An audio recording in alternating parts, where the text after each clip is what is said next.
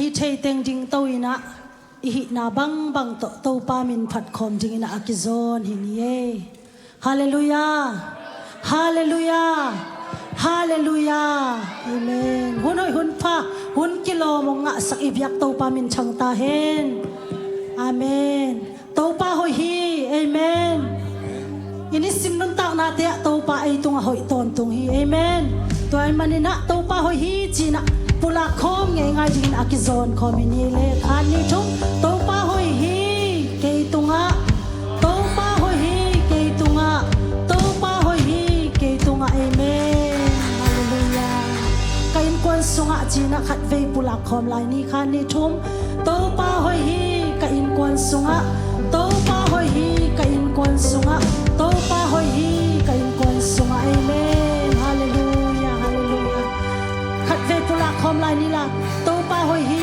apor pi sunga chini mo khan ni thum to pa hoi hi apor pi sunga to pa hoi hi apor pi sunga to pa hoi hi apor pi sunga amen amen praise the Lord to anung ta to pa phat khom din akizon ni pa ni